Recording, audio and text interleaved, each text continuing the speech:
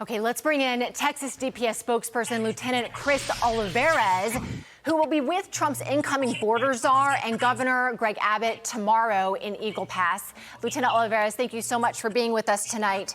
I want to ask you about what Bill Melugin was just reporting about the 200 migrants that showed up at the border, 60 of them young, unaccompanied minors.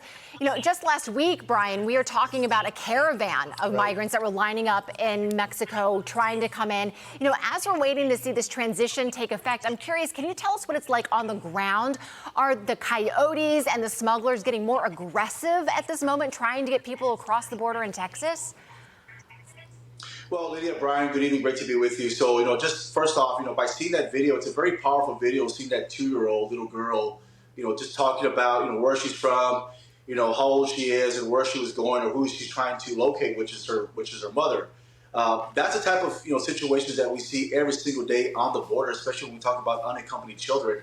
Sunday morning was the highest number of unaccompanied children we have ever experienced as far as a state police agency, 60 unaccompanied children and minors that came across all at once. And this has become, a continuing situation on the border when we talk about children.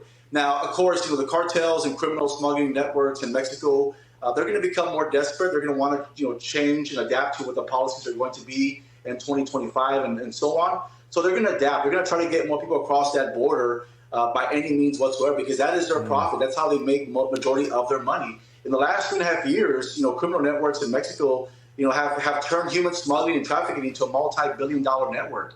So they are going to adapt to what we do, and that's why we always had to be one step ahead. Right. And it's reassuring to knowing that we have strong leadership now moving forward. And as Governor Abbott mentioned, now we have an ally as opposed to having an adversary with the federal government that's going to help us support what we've been doing on the border for the last 4 years now. Yeah, I mean, we said you have a new sheriff in town. Tom Homan is definitely a new sheriff.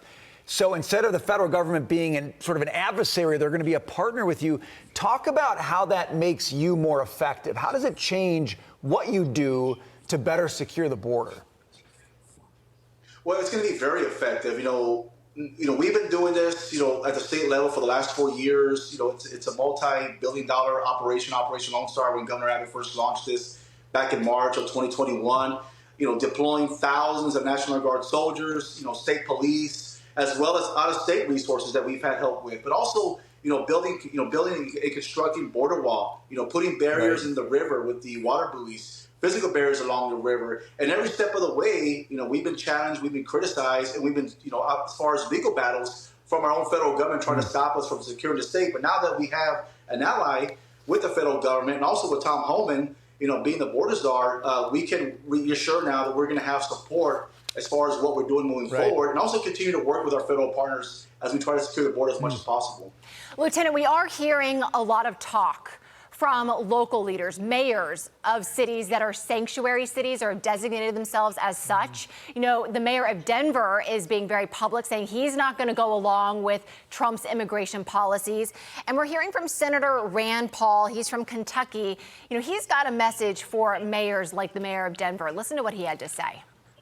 I don't know whether or not there'd be a criminal prosecution for someone resisting federal law, but he will lose. And people need to realize that what he is offering is a form of insurrection where the states resist the federal government. Most people objected to that and rejected that long ago. So I think the mayor of Denver is on the wrong side of history, and really, I think will face legal ramifications if he doesn't obey the federal law.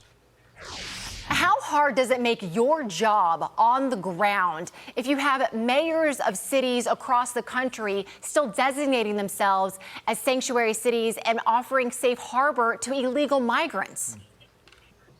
Well, it makes it very difficult. And that's why, some of these sanctuary cities and states, if they are saying that they're not going to cooperate with the federal government moving forward and trying to locate criminals, that's what we're talking about. We're talking about criminals. Illegal immigrants that are in the country right now that have orders of removal to be deported because they already had due process. They need to be removed, and those that have committed crimes.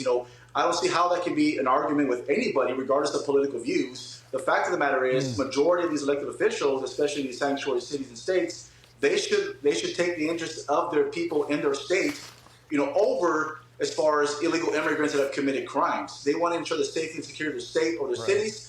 they should cooperate with the federal government moving forward. That's what we're trying to do. We're trying to locate those bad actors. We've been talking about the gotaways, those that have committed crimes. So that we will see tragedies that have taken place throughout the country, like Lincoln Riley and so many others. That's what we're talking about. So I don't see how anybody can be opposed to wanting to work with the government and trying to locate, these bad actors, these criminals that should be removed. Sounds reasonable to me. Lieutenant Chris Olivarez, good to see you today. Thanks for sharing your perspective. Likewise. Thank you.